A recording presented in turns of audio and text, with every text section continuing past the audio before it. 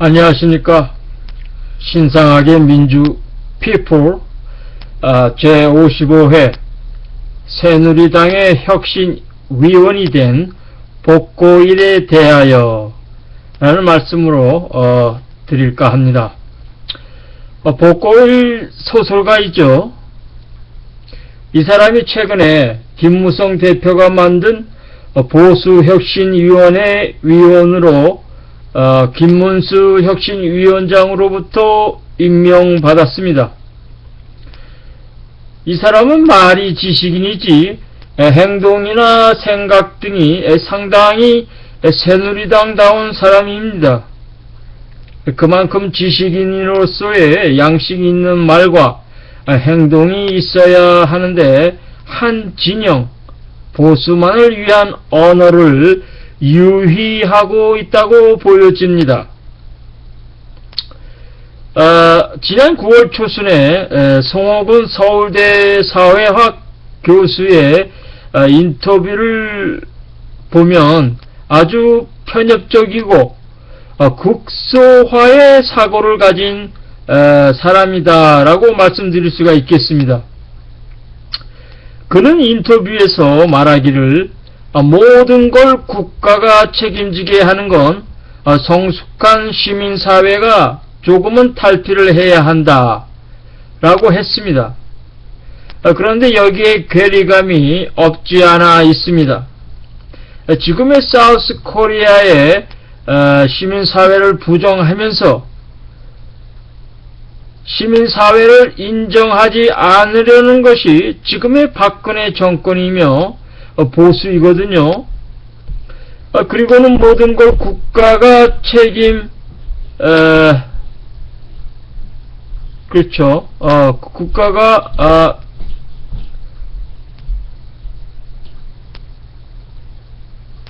책임지게 하는 건 성숙한 시민사회를 운운하고 있습니다. 시민사회가 스스로 못하는 것을 자꾸 전가하는 모습도 많이 보인다고 했습니다. 세월호 협상이 결렬되는 것도 이제쯤이면 유족들이 조금은 뒤로 물러날 때가 됐다고 말했습니다. 그리고는 국가가 하는 것을 좀 보고 있어라 하는 얘기도 하고 싶다고 했습니다.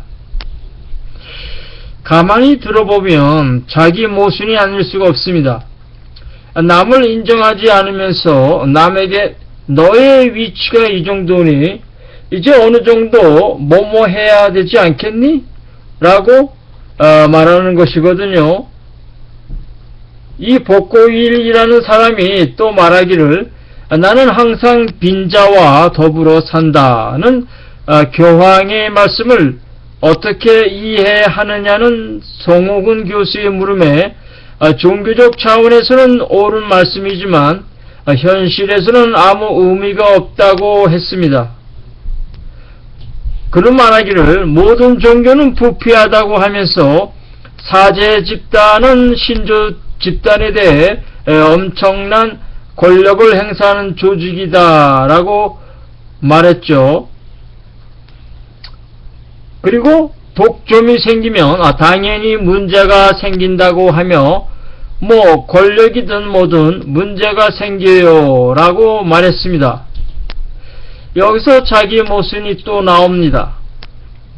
독점이 생기면 문제가 생긴다고 했는데 경제 그리고 시장은 기업을 옥죄는 법안들이 어떻게 입법이 될 것인가 가만히 눈치만 보고 있다고 또 말했습니다.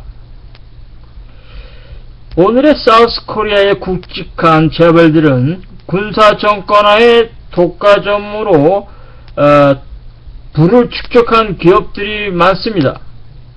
그런데 그들의 부를 사회 환원하는 차원에서는 흉내만 낼 뿐 자식들에게 유산으로 물려주기 위해 법을 우습게 여기는 풍조가 생겼으며 자신들만을 위해 비자금 조성을 하는 것에 조금도 부끄러워하는 낯을 시민들은 보지 못했을 뿐만 아니라 정부가 알아서 사면해주고 풀어주어서 이 성난 시민들이 불공정한 법의 집행에 대하여 들고 일어서니까, 여론이 그렇게 형성이 되니까 지금의 정부는 마지못해 기업을 옥죄는 듯한 신용을 할 뿐 그들의 경제 활성화의 역할에 반대되어질까, 오히려 재벌들을 위한 입법 등을 한 것을 우리는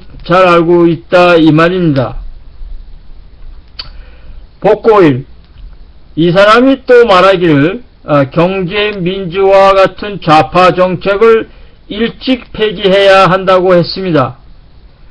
그건 시장 경제라는 기본 구조와 운용 방식에 어긋나기 때문에 실험이 불가능해요 라고 했습니다. 뭐 이런 사람이 다 있습니까? 경제 민주화를 제대로 이해하고 말하는지 모르겠어요. 경제 민주화는 시장 경제를 민주적인 시스템으로 돌아가게 해야 한다는 것이에요. 지금 갑질을 하고 있는 회사들이 얼마나 많습니까? 수를 헤아릴 수 없을 정도예요. 그들이 과거에 독점을 이용한 정부의 협력으로, 도움으로 부를 이룬 축적이 오늘에는 갑질을 해가면서 불공정한 시장 시스템을 만들어 놓은 것에 대해 경제적 민주화, 즉 불공평의 공평화, 갑을의 시장 문화 또는 그러한 시스템을 바꾸는 것을 얘기하는 것입니다. 골목 상권까지 없애는 재벌들의 횡포, 중소기업의 아이디어를 제값 안 주고 빼앗는 횡포, 중소기업을 죽이는 경제 시스템, 그야말로 재벌들의 세상 천지를 재벌들 위주의 경제 성장, 이러한 것들을 바꾸자는 것이 경제 민주화인데, 진보 진영에서 사용한 말을 보수 후보가, 박근혜 후보죠, 그 사람이 쓰고 정권 잡으니 싹 들어가 버렸다는 겁니다. 이 복고일이라는 사람은 상당히 위험한 생각을 갖고 있다고 말할 수가 있습니다. 그는 말하기를 현대사회에서는 정부가 할 수 있는 일이 아주 적다고 생각해요 라고 하면서 사회가 너무 커서 어디로부터 손댈지 모른다고 했습니다. 정권도 짧고 5년 중에서 처음 준비 기간과 마지막 레임덕 기간을 빼면 3년째 안 되거든요. 세월호 사건이 우리 사회의 구조적 문제이지 정권이 무슨 책임이 있어요 라고 했습니다. 세월호가 단순한 사회 구조적 문제입니까? 이미 폐기 처분해야 할 선박을 수입하게 허용하게 하여 법을 고치고 그 선박을 또 불법 개조하여 수익만을 올리기 위하여 인명의 손실이야 안중에도 없는 그런 장사꾼 정신, 그에 유착하여 돈 받아먹고 눈 감아주는 관공서의 썩은 부패, 그런 한술 더 떠서 군대 문제만 해도 예전에는 그냥 눈 감았던 것이 이제는 터진다는 얘기입니다 라고 하면서 사회가 그만큼 자유로워지고 억압적인 기재가 줄어들었어요 라고 했습니다. 그의 말을 들으면 들을수록 마치 일본의 극우 지식인들이 뻔한 거짓을 알고서도 위안부 문제와 독도를 주장하는 것과 같아 심히 화가 나며 이 사람 복고일이 참 불쌍하다는 생각마저 들게 합니다. 세월호와 군대 문제를 어떻게 사회의 구조적 문제라고 치부할 수 있습니까? 그러면서 사회가 많이 자유로워지고 억압이 풀어졌다? 뭐 이런 개똥 같은 말이 있습니까? 이 사람 복고일, 그래도 과거에 시민들이 자유롭지 못했고 억압에 눌렸다는 것을 시인한 꼴이네요. 복고일, 이 사람은 계속해서 말합니다. 일본과 우리 사이가 나빠지면 우리가 거의 일방적으로 손해를 본다고 합니다. 그걸 다 아는데 국민들의 낭만적 애국심에 편승해서 득될 게 없죠 라고 말하며 정책적으로 할 수 있는 것들이 많이 있는데 실망스럽다면서 우파 지식인이 비판을 해야 설득력이 있다고 사람들이 느낄 거라고 했습니다. 갑자기 KBS의 이인호 이사에서 이사장으로 급격히 지위가 격상된 그녀가 생각나네요. 친일 청산은 소련의 지시라고 했지요. 그래요. 그럴 수 있어요. 그럴 가능성이 있습니다. 소련도 일본의 적대국이었으니까요.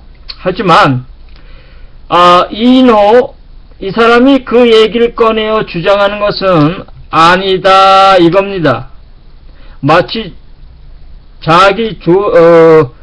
자기의 조부, 그 조부의 친일 행각이 당연하다는 듯이 그 당시에 친일 안 한 사람이 어디 있느냐고 말한 것과 똑같이 친일 행각 찬양하는 것 같이 들립니다. 혹시 복고일 이 사람 조상 중에도 친일파가 있는 것 아닌지요? 의심이 들게 합니다.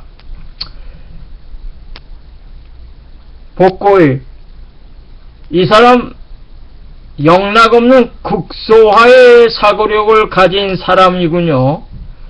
영어 공용화를 주장했다죠. 영어 공용화가 되면 어떤 일 등이 벌어지는지는 생각도 못하고 자기가 영어 할 줄 아니까 주장한 것 같습니다. 영어 공용을 쓰고 있는 필리핀을 보면 이해가 될 것입니다. 사우스 코리아가 필리핀처럼 되어서야 되겠어요? 이런 사람들이 삼풍백화점을 짓고 세월호 선박을 운항하고 한강대교를 무너뜨리는 같은 과 사람이 아니겠습니까? 김문수 새누리당 혁신위원장이 사람 볼 줄을 몰라 그 혁신 결과가 어떨지 짐작이 갑니다. 조언할까요? 사퇴시키십시오. 감사합니다. 안녕히 계십시오.